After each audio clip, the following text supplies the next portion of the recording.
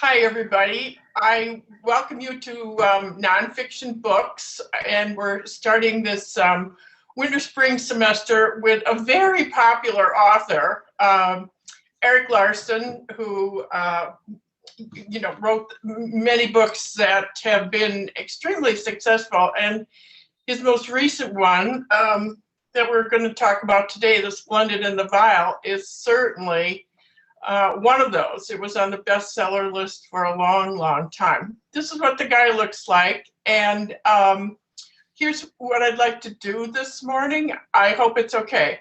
I've got a series of photos from that time to share with you all that was compiled by my friend Jane Hunt, who lives in Chicago. And so I don't take any credit for it, but I'd like to just share those.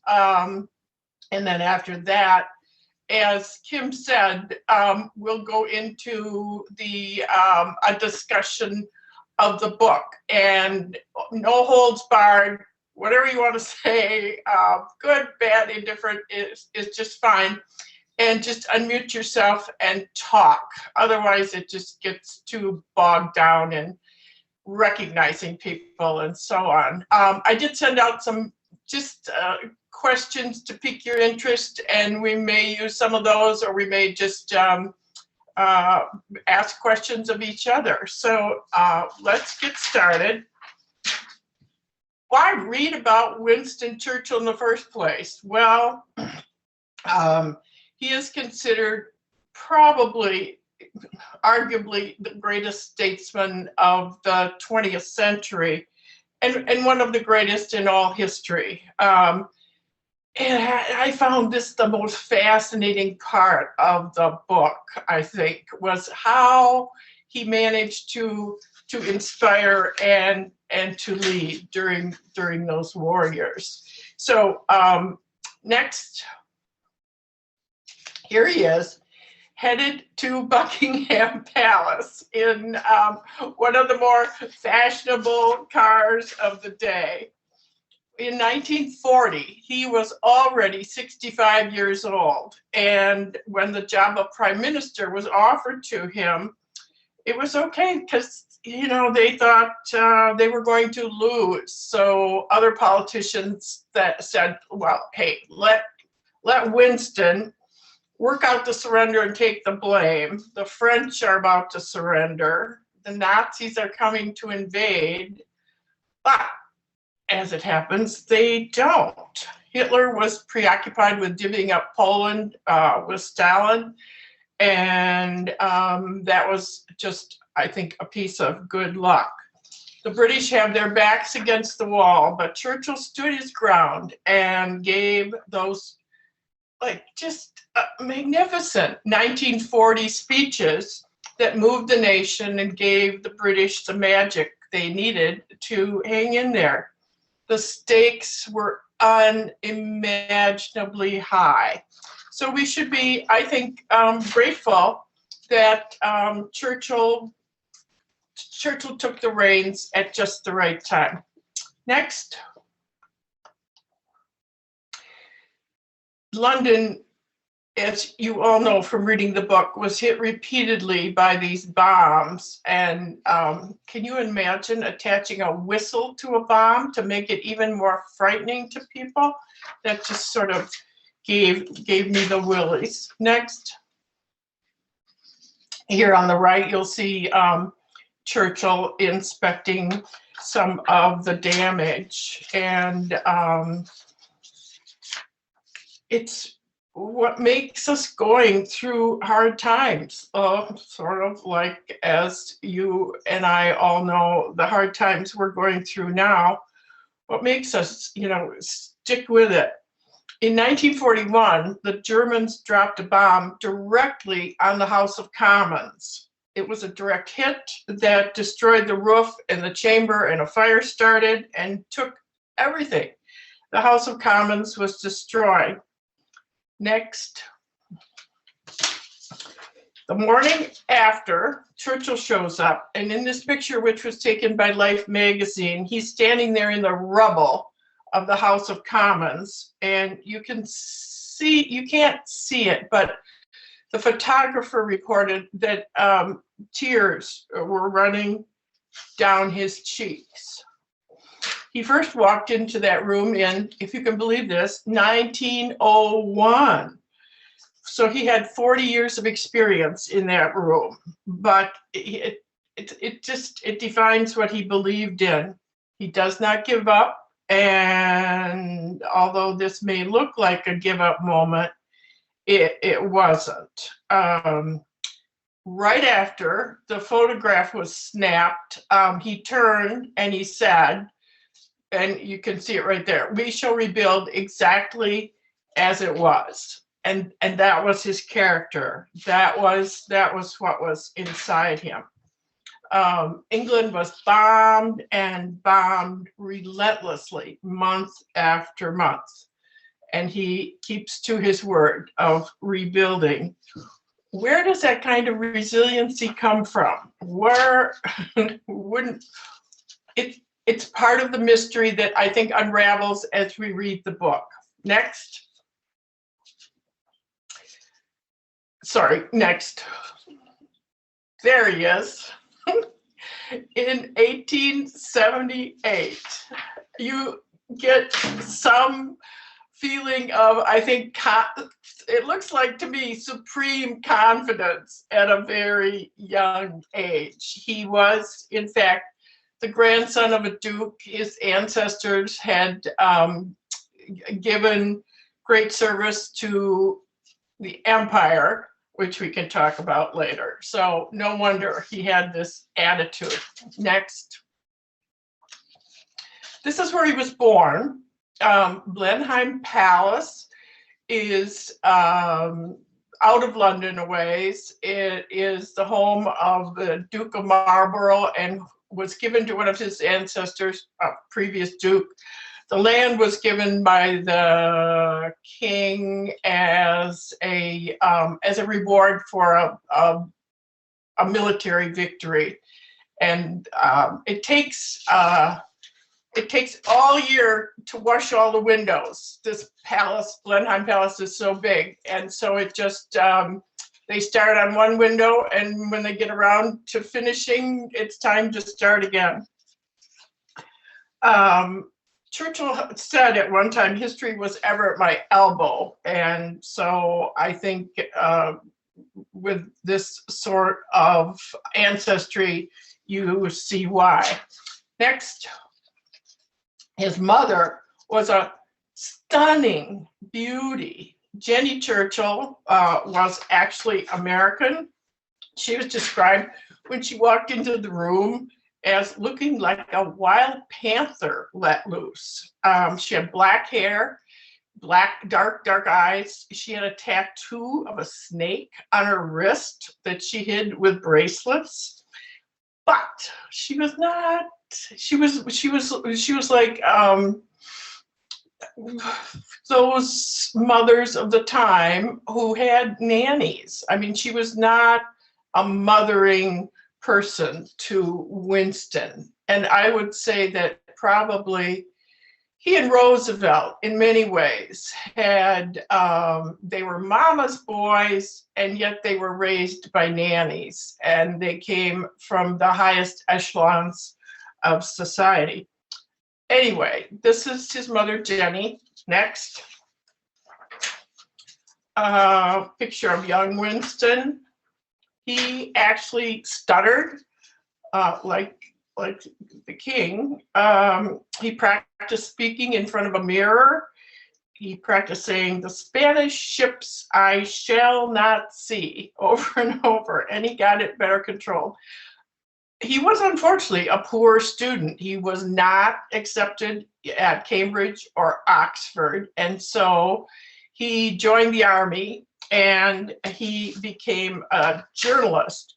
He ended up in the Boer War down in South Africa, and he was in one of the last great cavalry charges in the Sudan against the dervishes.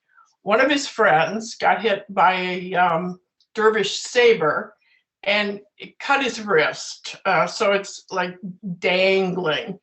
The Churchill bundles him up, takes him to the hospital, and the doctor says, I can't save the hand. This has got to be amputated. Well, he says, unless we could get a skin graft. So Churchill rolls up his sleeve and says, hey, he says, doctor, can you try and take a strip from here? And the doctor says, I'll try. And without any anesthetic, the doctor takes a razor, cuts a strip from Churchill's arm, and attaches it to the man's wrist and saves him. So, that's the sort of person he was. Anyway, in the Boer War, he was taken prisoner. However, he escaped and he traveled over 900 miles in enemy territory to reach Mozambique. And when he showed up at the British embassy, he was just, filthy, unwashed. And he said, I am Winston Churchill, and I have escaped from the Boers. He had no map, no nothing. And he became famous. Famous, all before age 25. Next. Here he is, already a well-known young man with the Kaiser, who at that time was the head of the German Empire. And Churchill had already begun, in addition to his heroism and his narrow escape, he also was an author. He had been writing books, and so he was quite well known. Next. So it comes time for him to choose a wife, and because that was what people did. The first 3 women that he proposed to turned him down. So Clementine was number 4 on his list. She was beautiful, as you can see from the photo, tall, slender, part of the impoverished aristocracy. No money. And her mother had many affairs and had left her husband to live like a bohemian. Anyway, they were married 3 weeks after he proposed, and it's 1908. It was a complicated marriage, but a long-lasting one. And as you know from reading the book, they had 5 children, one of whom died at age 2. Next. Here's a picture of Winston when he was first Lord of the Admiralty. At this extremely young age, he was running the largest and the best navy in the world, and he wasn't yet 40. He transformed the Navy, and he could see that modern warfare was not going to be like the trench warfare of World War I. He saw that it meant the next war would depend upon airplanes, and so he developed an air service. He went up in the air with the men to understand flying. One of the pilots took him up, brought him back. Winston got out, the pilot went up again and crashed and died. But Winston nevertheless believed that airplanes were the future. Now, there are additional pictures of him, and here's one I want to show you now. Next. We're back during World War I, and he wants to break the stalemate on the Western Front and trench warfare. He wants to open up another front in the Dardanelles, and it could have been done if it was done the way he wanted to do it, quickly. However, the cabinet said, we have to do this, then we have to do that. And so anyway, the Germans found out and told Turkey about the British plan. So because of that, Gallipoli was a disaster. I mean, it's a famous, famous disaster in British military history. Asquith was prime minister, and he put the blame on Churchill. And Churchill was forced to resign. Next. So you kind of can see how he, how his looks showed some of that strain. Well, thank you. Thanks, Susan. What we bring to our lives is the accumulation of all our experiences, and we hope we learn from those experiences. And Churchill learned from failure. Failure definitely shapes character. Now, also in World War I, next, he served in the trenches with a Scottish regiment. And next, he wrote to Clementine these words: "Do not grieve for me too much. I am a spirit confident of my rights. Death is only an incident and not the most important, which happens to us in this state of being. On the whole, especially since I met you, my darling, I have been happy, and you have taught me how noble a woman's heart can be. If there is anywhere else, I shall be on the lookout for you. Meanwhile, look forward, feel free, rejoice in life, cherish the children, guard my memory." My, lovely. Next.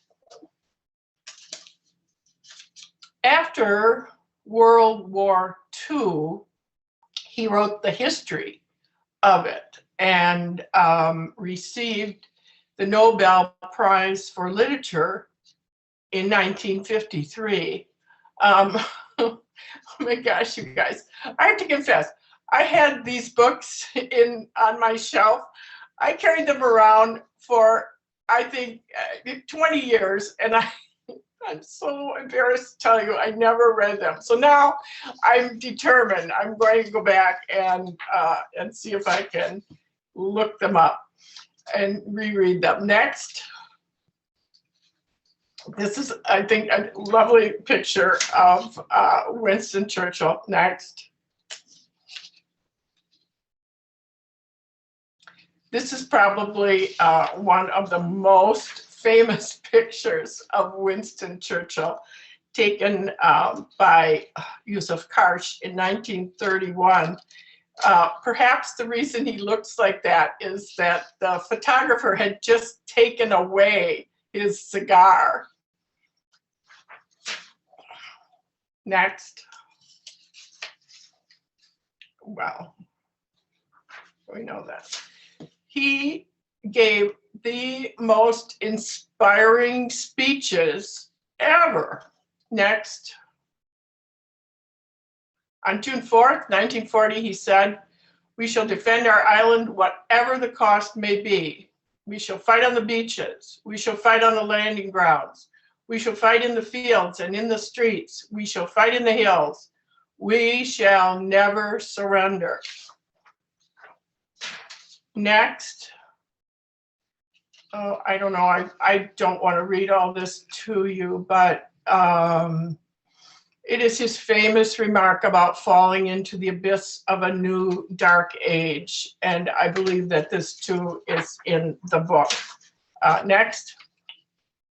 "So let us therefore brace ourselves to our duties, and so bear ourselves that if the British Empire and its Commonwealth last for 1,000 years, men will still say, this was their finest hour."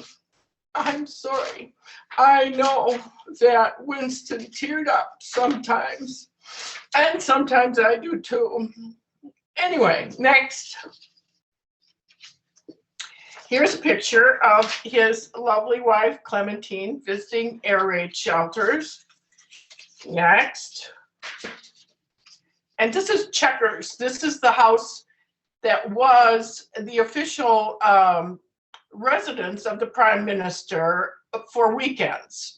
It's referred to a zillion times throughout the book. And there, 10 Downing Street is, of course, the official residence of the Prime Minister in Britain. This is Chequers, where he went on weekends. And then you'll remember in the book that Ditchley was another famous, huge manor house out in the country that belonged to Ronald Tree. And on nights when there was, on weekends, when there was a bright full moon, Winston Churchill and his entourage went all the way to Ditchley because it was farther from London and perhaps thought to be more secure. Next. Anyway, Winston Churchill spent all kinds of time, dinners would start at 8:30 or 9, and then, the evening would go on until 2, 3, oh my gosh, sometimes 4 in the morning. He was well known for his love of good food and wine, but the dining really served a larger purpose and played an important role in his mastery of diplomacy. He believed in the power of personal relationships. Dinners were where he gathered his friends. He gathered information on everything. And he was apparently a captivating dinner companion. He was a gracious host. He asked you questions, and he attended to everything, including the wine list. And I hope you all enjoyed as much as I did the part in the book where they listed the kinds of supplies that they had to put in for a weekend of drinking and eating. Anyway, next. His champagne, Paul Roger, $264 a bottle, if you can believe it. In 1898, Churchill wrote, "A single glass of champagne imparts a feeling of exhilaration. The nerves are braced. The imagination is agreeably stirred. The wits become more nimble. A bottle produces the opposite effect." And he also said, as you see here, "In defeat, I need it. In victory, I deserve it." I might adopt that. It sounds like a good motto. Now I've got some pictures of some of the people that were main characters in the book. Next. Oh, sorry, forgot. I don't understand these onesies that he wore, but perhaps it just was a faster way to get dressed. I mean, this is just nuts, I think. But anyway, this is what he, went around in, although there were a lot of people who apparently ran into him in his dressing gown and less at some of these weekends. Okay, next. Lord Beaverbrook was the man who, you'll recall, resigned 14 times, but also had, he was a minister of the aircraft development and just critical. Next. This is Mary Churchill, who it seems to me Larson relied on extensively as one of the narrators and as a first-person account of someone who was there at many dinners and who understood her father's moods. Next. And the second diarist that Larson used a great deal was John Colville, who was his assistant secretary mainly throughout, although John at one point wanted to participate more fully in the war and did near the end, you'll recall, was part of the air reconnaissance over the continent, but he developed impetigo or something. I can't remember exactly. Anyway, he came back, but it was his diaries. Of course, a very cleaned up version was published after the war, and many of Churchill's biographers have relied upon Colville's diaries. Today, of course, they are released, and Larson made much greater use of all the details. Sorry, I go on and on. Next, the professor, his technology advisor looked like that. The Churchill historian Michael Richards describes a game Churchill was fond of playing with his friend Frederick Lindemann, his chief scientific advisor.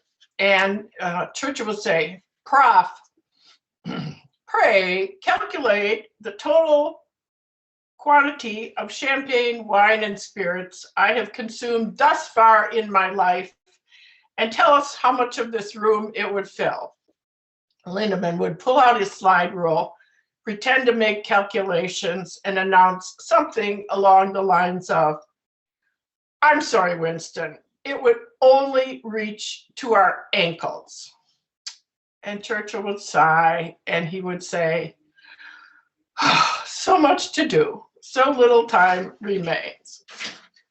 Anyway, next. These are the Germans mentioned in the book, and we have access, of course, to some of their, today we have access to some of their diaries. Göring, head of the Luftwaffe, Joseph Goebbels, who was their propaganda minister, and Rudolf Hess, who made his way to England at one point.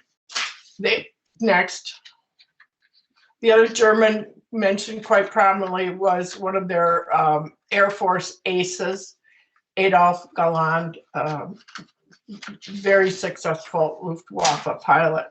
Next, here are Churchill and Roosevelt, both Navy men, as I said before, both mama's boys, both upper class.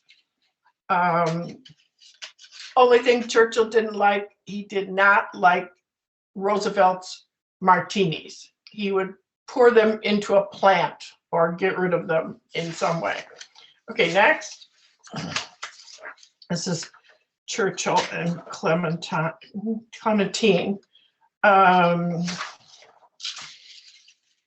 Next. It's a good way to keep a marriage, is it not? They like to laugh together. Next. There they are after the war. Next. And I would say that is Winston Churchill's motto. I mean, he had so many, but he was just extraordinary. And I think although he was a believer in empire and a believer in, because of that, a certain colonial mindset, that he was an unapologetic imperialist, and with all the racism that implies. And yet he was also a great statesman. And so that's who we're going to talk about today. And I'd like to move on to questions, like we said before, and just open it up for anybody that has a comment or on the book or on what we've mentioned so far. But what I'd like to ask is really, what struck you? I mean, what was it that just you went, darn, okay. Did you find the book gossipy? Did you find it revealing? Did you find it inspiring? How did it strike you?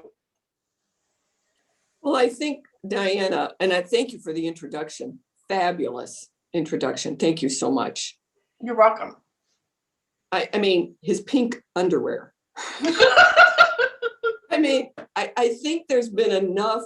History can be so dry. I think that's why Erik Larson did what he did. So you could call it gossipy, but I think what he was trying to show is people like what they really were like during the war. And this man was a real character. And thank you for showing the onesie. I had a whole different picture in my mind, and looks a little better than what I had in my mind. But Winston, just his personal idiosyncrasies, the baths, and having no shame about his body. The part when Roosevelt goes to his door and his secretary opens the door and he's stark naked with a drink and a cigar. And Roosevelt's like, maybe I should come back. It's like, no, come on in. I don't have anything to hide.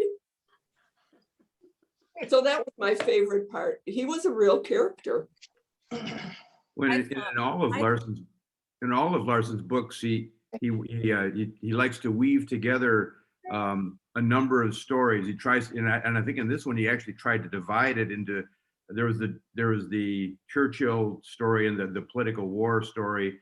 There was then the German side of it, and then these personalities, I think, were his other story. And he's done that in all of his books, something like that.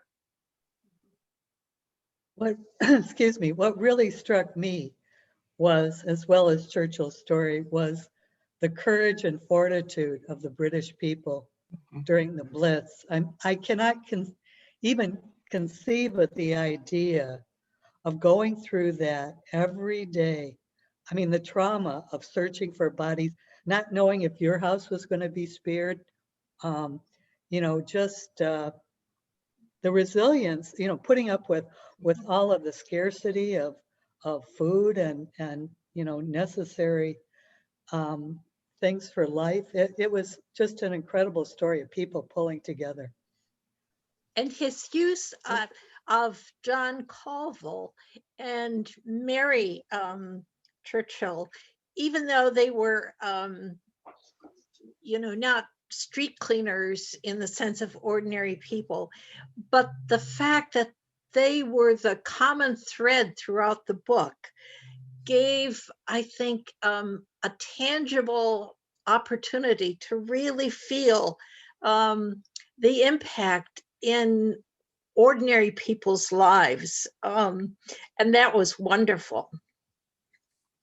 I also like the mass observation comments from the public, how they were keeping diaries about the war.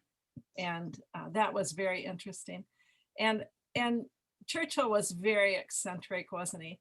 And I read recently that a British actor said, the British do eccentric characters better than anybody. And I think that was true. You had to love him because he was just who he was. And yet he inspired such courage in his people. I just want to make a comment because I'm from England. I was born and raised in Southampton, and Southampton was very heavily bombed. So I have, obviously I wasn't born during the war, but I feel like I've lived many of those experiences through my mother and my father. And my mother's home was hit with an incendiary bomb during the war. And every night she slept in the shelter that they had in the ground. I think they're called Anderson shelters. And she slept in one of those every night throughout the war. So I have lots of stories that I could add to the Erik Larson book. My grandmother on my father's side lived in Guernsey that was occupied by the Germans throughout the war. And so many stories from her.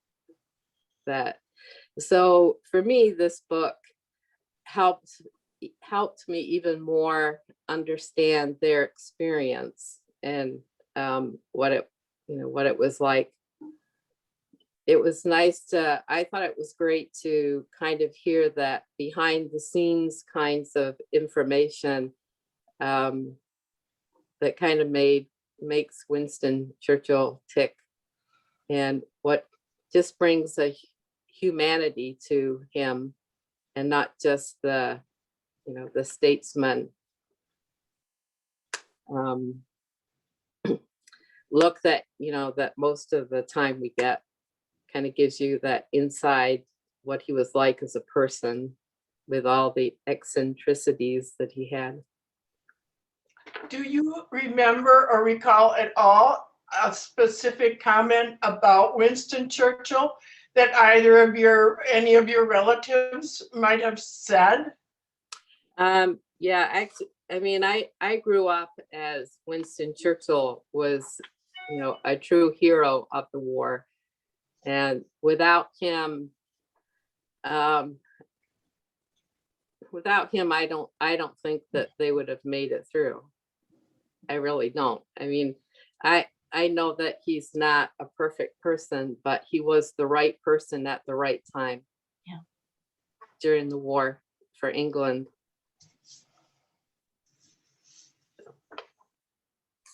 Churchill seemed to me to be the embodiment of and a fervent believer in Britain's popular historic self-mythology, everything from King Arthur to the Charge of the Light Brigade to the masters of this world-spanning empire. And that was part of how he understood the world and his role in it. And he was like Newt Rockney with halftime oratory in his speeches. He was just a master at passing this stuff along to the people. And was anyone else taken with the length of time that it took for the United States to enter in to help? You would think, or at least I think in current terms, we recognize danger to the nation with much, much less. And yet at that time, it was so overwhelming in the world. And yet, Wendell Welkie was still gaining popularity by saying, we won't enter the war. I was struck by how long the United States dragged its feet. And of course, it was no simple task once they did enter, but I was just overwhelmed with that. We forget that our ambassador to, to Great Britain at the time, Joseph P. Kennedy, didn't hold out any hopes for Britain at all. And he was not a good friend during that time. And that was by far not the only reason. I mean, we had a huge isolation sentiment in this country, which, might have extended who knows how long, but for Pearl Harbor. Yeah. Because as I think the book mentioned, Germany declared war on us before we could declare war on them, and it made it easy for FDR then. Yeah. Janet? Janet, I believe that you are muted. You will have to unmute yourself. I'm sorry. I believe someone else mentioned this about the diarists. And I wondered if there were people now during this time of COVID keeping diaries. I think it could be very historical because we are living through an extraordinary time. That's really one of the remarkable things about these projects is all the wealth of material that they have, the letters and the diaries. And you really wonder what on earth historians are going to do going forward when they don't have those really personal accounts. I mean, Facebook and other electronic communications just don't convey things the same way. They don't really get to the inner soul the way these earlier accounts did. I'd just like to point out Citizens of London by Lynn Olsen is a wonderful companion book to this one. She shows the outlook from the Americans who were living in London, but many of the characters are the same. Needless to say, they were all crossing paths, but it offers some great insights too, and it's written in a fairly similar fashion. Sarah? What was the name? It's called Citizens of London by Lynn Olsen. Okay. She's written a number of very good books about the World War II era, but that's an especially good one. Sarah, is that the one that concentrates on Herman, Edward R. Murrow, and Conant? Wynant, yes, the ambassador who followed Kennedy, I think. Yeah, so that's exceedingly well done as well. And then, of course, Doris Kearns Goodwin's book on No Ordinary Time of the Roosevelt White House during the war. Those are really good books. So I have read that one. Fabulous book, everybody. Fabulous. Yeah, it's the same kind of thing. What went on in the White House was very interesting. And you know, Sarah, I think I've been thinking the same thing about the diaries. The trouble now is we have too much information. Like, it's overwhelming. Like, who do you look to? And who, I don't know. That's just because my thoughts have been the same. Who's keeping the diaries? Well, I would have to disagree because we have so much electronic data. If you watch, for example, the video that was put out in the impeachment trial over last week, they have information on where somebody was sitting, what they were wearing, because there's so much out there that can be gathered up. I don't think we have to worry about handwriting in a diary because there are blogs, there are news reports, there's people reporting on every little thing that every single person is doing. There's videos. I just don't think it's going to be an issue for historians in the future.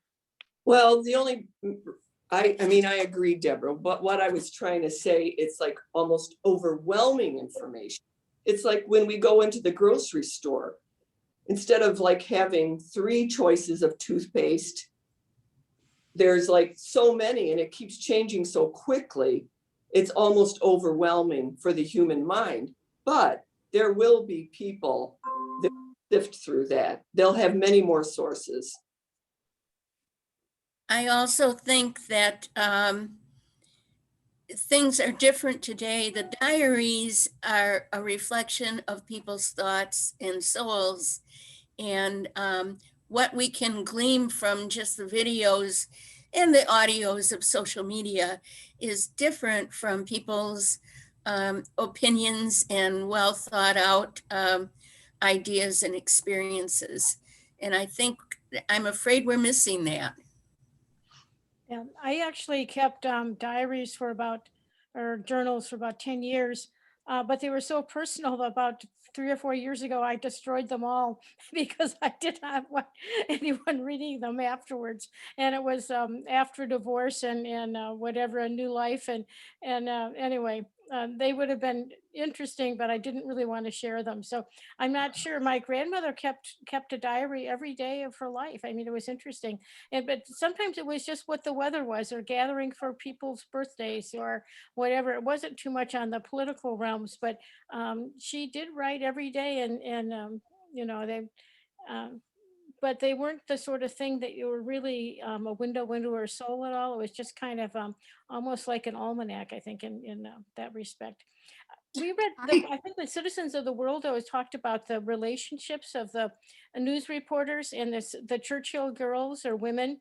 And I thought that was interesting how this was portrayed in this book in comparison with that book. And it talked about Harriman and his relationship with Pamela. And I think Edward R. Murrow had a relationship with one of the other Churchill daughters.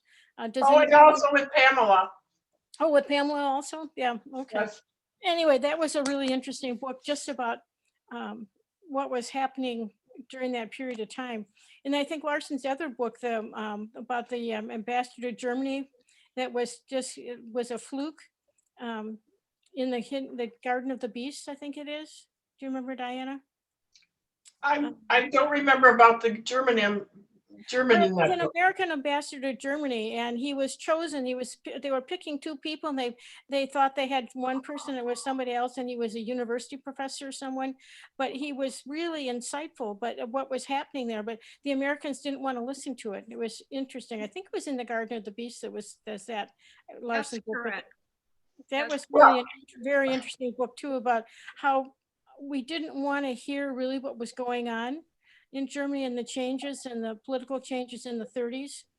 So Larson does a really interesting job of taking history and looking at it in a different perspective with different people. I really like that part of his work. I think, can you hear me?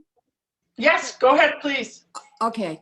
I think with isolationists, one point that you brought out in the fact that Winston was looking ahead at what airplanes could do, how they could change warfare. Besides people basically not wanting to go to war, United States, I would think, would vision, how far can these planes go? They can't get to us. We don't have trenches in our country. And he was not particularly attacking US ships at that point.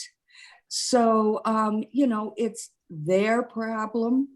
It's their war. And I think that just the fact that there was no fear on the United States part of the populace that they would be affected by the Germans' expansion, I think played a large part.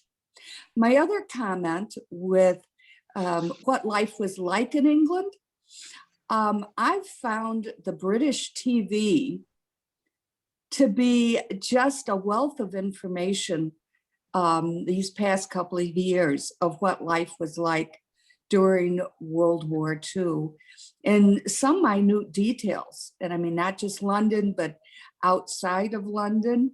And I kept finding myself visualizing parts of the book with the BBC. And I just really enjoyed having those mental visuals from the TV to go along with the book. That's it. I would like to go back to some trivia, as it were. If you are in London and you do not go to the war rooms, you are in Churchill Museum, which covers him from the day he is born until they bury him. And there is every speech, there is every piece of paper that came out of any of all the government papers, everything is there. And the speeches you can listen to. And it's most enlightening. I was there with my husband, who was at that time a Churchill nut. And we were there when the museum opened, and we left when it closed. And he wanted to go back the next day, and I said no. So you really do need, if you're interested in the man, you really, or any particular area of both the battles and the political stuff that was going on and all of that. The other thing I want to tell you about are the onesies. The onesies are still part of informal uniforms in much of the Navy. Submariners wear onesies and flip-flops when nobody's around. So for that little bit, for whatever is true. The other thing I would like to suggest that is not during the war, it's immediately after the war. One of the things that I think we do not recognize is that because Britain had impoverished herself in order to win this war, is that rationing went on until 1956. And so there's a wonderful book called 84 Charring Crossroad that has been out of print for God knows how long. But it's basically a diary of correspondence between a copywriter in New York City and a small bookstore at 84 Charring Crossroad, which is a used bookstore. And the Helene Hanff, who wrote the book, which is her memoir, is the correspondence between her and the staff at the bookstore and sending care packages. And I don't know, does anybody remember what care packages are? I had family, and I'm sure others do, in Europe after the war. I was a little girl, but I remember my mother purchasing care packages and sending them to family in Europe with basic food supplies, because they all were, it was too early, at that point it was too early to regrow crops. Farmland still had so much unexploded ordnance that plowing a field could be very dangerous. And so it was just a matter of keeping clothes on people's backs and some kind of food in their bellies. My grandma. I still have the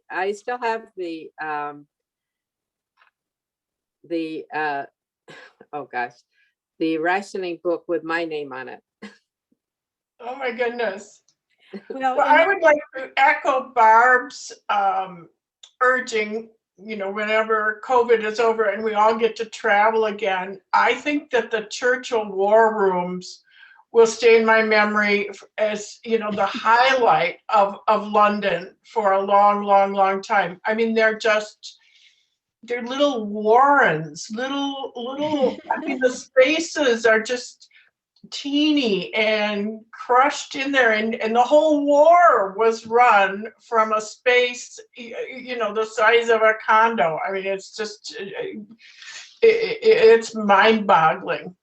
Anyway, another thing I want to say about Churchill is he was so smart about some things. And an example that I can think of right now, and I'm just going to ask you if you can think of some other examples, is remember when they were during the Blitz, the German bombers and fighter pilots that were escorts would come over London and drop these horrible whistling bombs, and morale sank over time. And they only had like 92 anti-aircraft guns in all of London.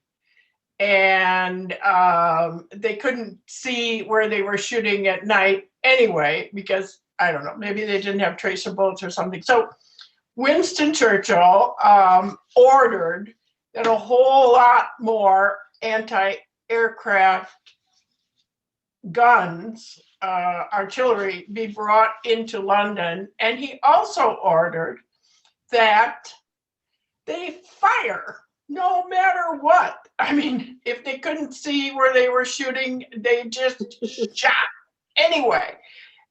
And morale picked up because people could hear these anti-aircraft guns going off. Now, whether they ever downed a German plane is maybe, low probability. But I mean, it was just a brilliant, move that helped people carry on. I wondered if there were any other maneuvers that he made in the book that struck you that way. Well, I just thought after the bombings that he and Clementine would go out and just show up, and how moved he was often by what he saw. But isn't just part of the courage that the people had was inspired by his interaction with them and their suffering and just being there and seeing them. I was struck by that repeatedly. Yeah, his trips to Bristol University to confer degrees, and I thought, oh my gosh, all of this is going on in bombing in that area at the time, and yet he's there to confer degrees. And Coventry bombing that was going on there, and yet he was on foot going through Coventry, and Clemmie's visits to the shelters and the action that she took to improve latrines and to reduce the three-tiered sleeping bunks, you know, just for very tangible involvement with the public, both of the, you know, all of those things. What really has struck me with looking at all the destruction that happened in England and all of the bombing, and I just read an article in the New Yorker about our bombing in Yemen and Syria, and people are shooting off those bombs in air bases in the US. We aren't even in the sky. We don't have any danger of being shot down, but the destructions that's happening to the civilians, and we just really aren't aware of it. And looking at what happened in England, looking at those pictures, we're doing some of that ourselves right now to other countries, and they have no way of fighting us back. I mean, it really, it's kind of numbing to me to really see what we're doing in other places. And it's kind of, it's not a declared war, but we're trying to get ISIS or other things, but what's happening to other civilians around the world, the unintentional damage is really amazing. I don't know if you've seen any pictures of Syria or Yemen where everything is just rubble, and we're responsible. So it really struck me that it's happening and we're part of it, but we're so distant and we don't really feel it. And the people that are shooting the stuff off are in an office or an air base or wherever, so they're not seeing it either. It's really distressing. And I don't know if any of you have felt that at all, that we're kind of doing a similar thing in terms of this bombing business as that happened in World War II, and we're so remote from it. I just wanted to say something about, in addition to Churchill's war rooms, I can remember, and this would have been in the early 80s, my husband and I took a tour of London, and one of the stops on that tour were several blocks that had been kept from the Blitz. Total rubble, and it was an honored shrine that still was appearing on tours. And you know, we look at Britain today with all the social programs and that, and we forget maybe also that the reason that all of those things came to be was because people felt like, hey, you know, we were the ones who won the war, every single one of them, and they deserve something back. So, yeah. Sue, I would agree with you in response to your question. I think it's something we all need to keep in mind as we read these kind of history stories, that how it applies to us and what we do politically. I think that is the reason that we do read books like this. And in the questions that I sent out to all of you, I asked a question about the failure of the imagination, which I believe is one example of that is, you know, when Rudolph has, it's not funny, but it's sort of amusing that, you know, he tried and tried and tried, and finally he did one on his last attempt, make it to the British Isles, and he bailed out or fell out of the airplane and was captured. But everyone in the command poo-pooed the reports of those who had picked him up, that they actually had Rudolf Hess, who was second to the Fuhrer in Germany. And I ask you if you think that tragedies like like 9/11 or like this pandemic or the recent insurrection at the Capitol, for pity's sake, do we fail to imagine that could ever happen? Is that what was going on with Rudolf Hess? And therefore, all I'm trying to say is, I think there are ways as we read history to project and think about our lives today and the decisions we make and the politicians we elect. And so my question is failure of the imagination a key ingredient in mistakes we all make today on a grander scale? Anybody?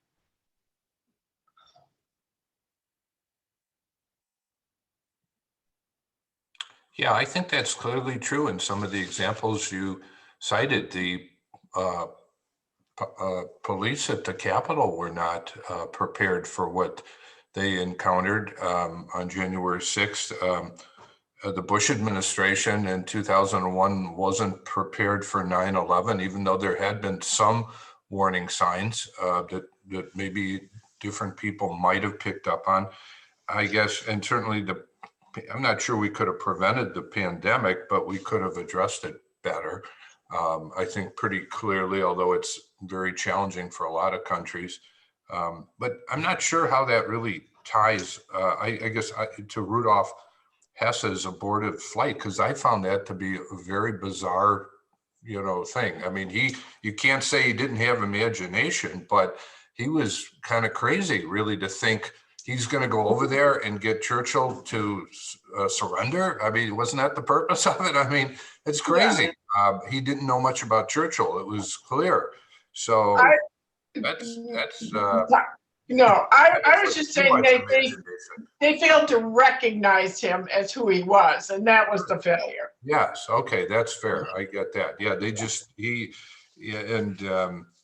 That was just a crazy thing. And it certainly it didn't do any good. I'm not sure it backfired on Germany, but it certainly backfired on Rudolf Hess. Certainly did. I just wanted to say too, it seems like we always try to think that our adversaries are going to play by the rules. And when you're outnumbered and outgunned, you get very creative.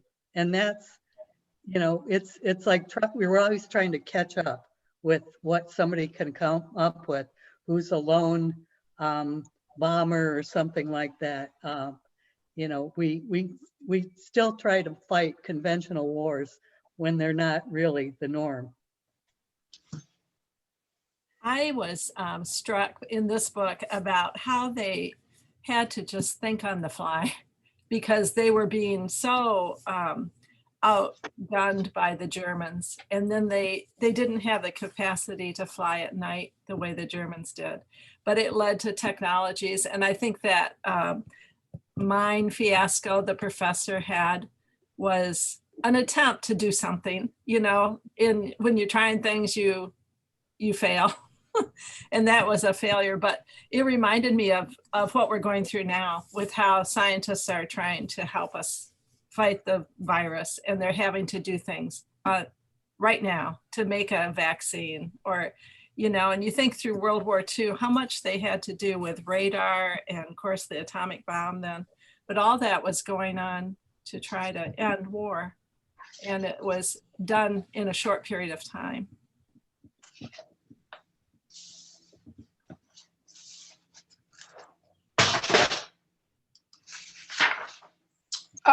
Okay, I have another question. If you look in the notes in the appendix on page 68, it says that, or Larson reports that, well, I think I have this wrong, that, quote, Churchill knew, and what he's talking about there is that you know, they had broken the Enigma code, and this was done at Bletchley Park. I don't know if any of you ever saw the movie The Imitation Game, but it's a terrific movie about the code breakers. It stars Benedict Cumberbatch as the main brain behind it. But here's the question I have for you. I don't think the question is, did he know? I think the question is much more problematic. I think the question is, if he knew, or perchance he knew, what should he have done? If in this instance, either Coventry or in the movie The Imitation Game, it's portrayed as an attack at sea on a ship where the brother of another of the main characters is serving. If to call off or whatever, if the actions taken by the Allies had inevitably revealed that they knew what the Germans were saying when they were talking to each other. In other words, if the actions taken had revealed that the code had been broken, the Enigma code had been broken, and by doing nothing, you keep the secret.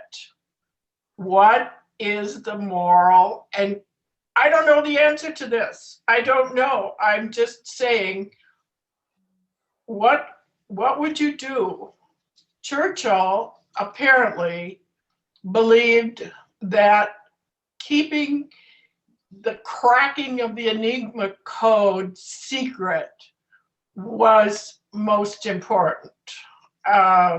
So I'd be open for comments on that. Well, I think that remembering that Lusitania was sunk, they knew they could have warned them that the submarines were coming, but because to maintain that code was so important to the war that I remember that was a huge, and I think that was a ship that was sunk, and it was a devastating loss. But they really felt that they needed to keep the code because they could get access to all the communication. So really difficult choices, really, really hard.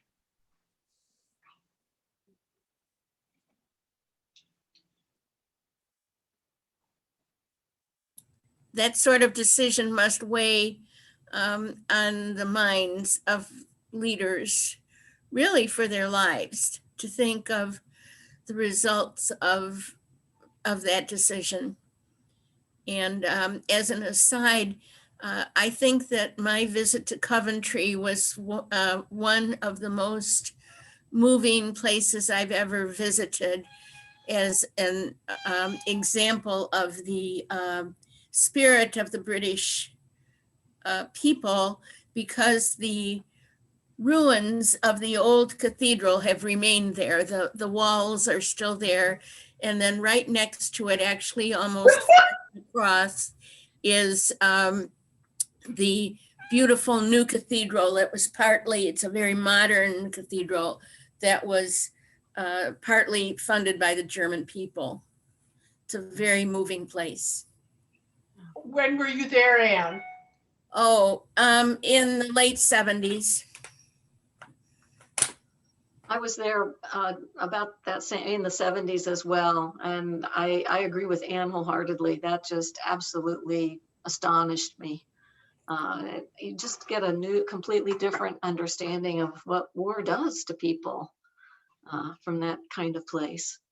I think the other moral choice that comes up so often with Churchill, well, Gallipoli is one, but the bombing of Dresden is the other. And, you know, while there might have been some reasons for bombing Dresden, it still seems like a pretty questionable thing, other than he simply wanted vengeance for the destruction in Coventry in particular. You know, that Coventry was not a particularly strategic target, not compared to others anyway. Right. And it was payback, absolutely, for what the British had gone through. Understandable, but it was still a pretty extreme thing to have done, especially that late in the war. Another way to look at the bombing of Germany is the same way that we ended the Civil War, is that they realized you had to just, like locusts, go through and not only destroy what sources you have, but also to affect how the people felt about keeping on going and fighting. And I can't help but think that they were trying to break the back of the German people as the Germans were trying to break the back of the British people. Yeah. Along those lines too, I think of the picture of Roosevelt and Churchill, especially during that time when Churchill stayed at the White House during the war. And, just between the two of them, deciding the fates of countries, like Palestine's, for instance. And that the fallout from that, we're still dealing with today. But, you have to say almost the arrogance of, that, well, we're the kings of the world and we're going to make these decisions. Going back to the initial discussion about diaries and tying it in with the idea of the resilience and the spirit of the British people, what would y'all write about the resilience and spirit of the Americans during COVID in your diaries? And Deborah, I've thought about that a lot. And, we just don't have a united country. This is a problem, and our news sources are so fractured. I guess the best thing would be if people stuck to a more personal, like, these are the things I see in my community. I don't know. Good question. I think all of us in many ways are alarmed by the percent of the American population that could affect the outcome. Masks, distancing, hand washing, and yet the percent of the American population that disregards what they might be able to do to fight this enemy, if you will. And I was thinking of the British people, all that they had to do to survive during that war, and all we have to do is put a mask on, distance, and wash our hands, and we're not willing to do it. Yeah, and that's really distressing. I think that some of the simplest things that we could do, that it doesn't cost money, it's relatively inexpensive, and we've lost our social conscience about caring about others. You may not want to do it yourself, but then if you care about other people, I don't know, it's just interesting. It's certainly a different response to this than other things. I think we have lost the feeling of what it means in this country to be patriotic, because we're not patriotic as a whole. And you look at the island basically of England, and they're isolated and they're caught. And from the very beginning, it was patriotic to wear a mask. And so people were inclined to do it. And here, no one is saying, or until recently, no one is saying it's patriotic to be a mask. And then, as you say, then there's this percentage of the population who doesn't believe that they believe they're being patriotic by following their own views of not only the mask, but the results of the election. And and the whole political framework. We have no national patriotism. I think the word patriotic, that definition has been sullied. And I think it's been taken over by others. And I think sometimes if you think of patriotism, patriotic, there's some different shades now to that definition. Yeah, I have trouble with the word patriotic. It kind of, because there's been so much done by our country that is wrong. And so I love being an American, but I have some difficulties with the word patriotic because it kind of sometimes feels like a blind, and you can see now people who think the insurrection was fine think they're huge patriots. And the Democrats are not patriotic. And I consider myself patriotic in the sense that I care about the people in our country. So it's a word for me. Your comment brings a question to me, and this was the last question that we were sent. Were the German people patriotic when they were fighting World War II?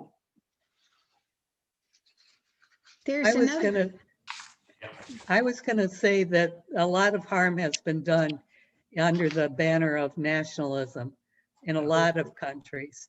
And speaking to that particular question, I have a nephew who lives in Germany and is married to a German woman. And everyone that I have known from my generation who was German still bear the guilt of what happened during World War II.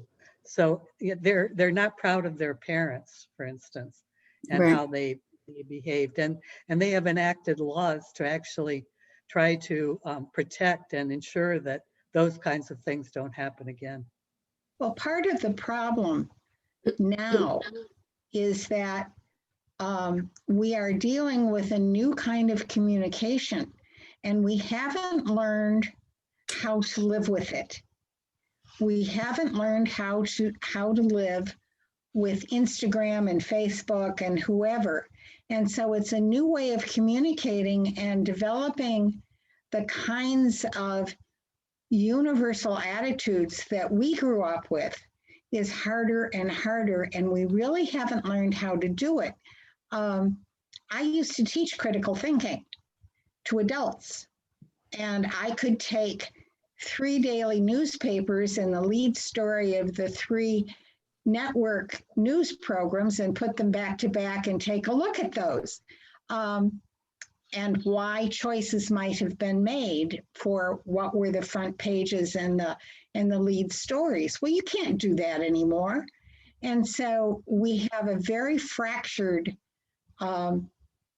populace, and we haven't developed yet any kind of universal way of establishing what is the truth that we wish to live with.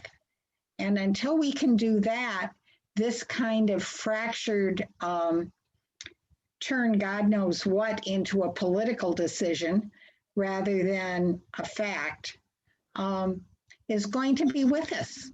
And it's probably up to the kids that use all this stuff who ultimately make the decisions. I read the book once a few months ago, and then I recently reread it as I was thinking about how to share and questions we could talk about. And I have come to the conclusion that in today's world, there is no possible way that what Churchill did and how he ran the war and how he knew everything about the war in his head and how he got the briefs. Today would be totally impossible, because think about this, guys. There were no leaks. There was no one. I mean, people would go to dinner parties at Checkers and at Ditchley, and there was an unspoken code. You did not reveal what people talked about next to you. You didn't reveal what your dinner companion said. Well, okay, in the book, Larson does, he does mention two like teeny weeny little leaks that occurred, one at a dinner party and one at a publication in an American newspaper about airplanes. But aside from that, that was patriotism. I mean, that was, to me, the ultimate. And I think that's maybe one of my great takeaways from the book. And so as we're just winding up here, I would like to ask for any other takeaways that you would like to share, because we've just got about 5 minutes left. Yeah, I just wanted to echo a point made about the Germans, because one of your questions, which I thought were excellent, by the way, Diana, was how is it possible to resist hating them, meaning Nazis and Germans? Well, it is hard to not hate Nazis, but the German people have truly, as a country, repented. And if we had repented as much for slavery as they had for the Holocaust, I think we'd be in much better shape. And I guess I didn't know that till a year or two ago when I read a book called Learning from the Germans, Race and the Meaning of Evil, by an American who grew up in the South, but then lived in Berlin for a number of years. And she really contrasts how they have dealt with the Holocaust with how we have dealt with slavery, and the comparison is not favorable to the United States. So kudos to the Germans for largely learning the lesson. That isn't to say there aren't some neo-Nazis there like they are here, but they're not likely to have elected like we did somebody who is a race baiter. So I wanted to put that word in for the German people. I would like to concur. There are a number of, most of them fiction now, about the internal resistance.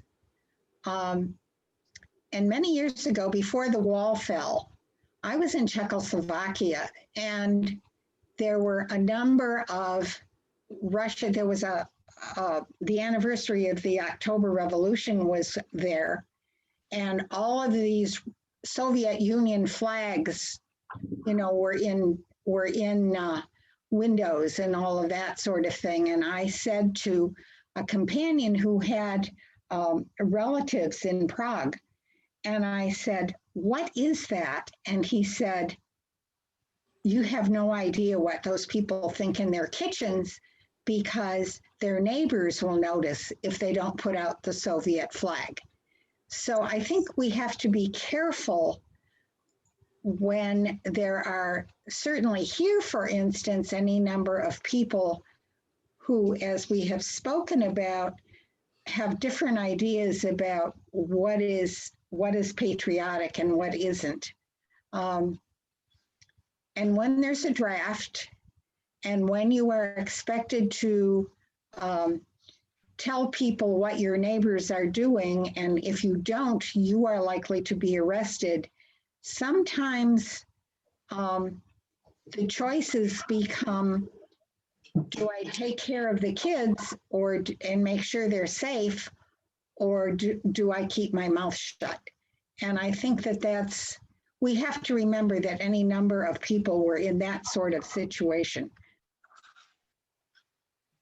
One takeaway that I have after reading the book was just how, I mean, all humans are somewhat complicated, but Churchill was one of the most complicated people I can think of. And, you know, here is a person who was beset by depression through a lot of his life. I mean, certainly there's nobody who can argue he was exactly the right person for that job in that time. But like, for instance, my husband was from Ireland, and I couldn't mention Churchill's name in his presence. He always said Churchill was never a friend to the Irish.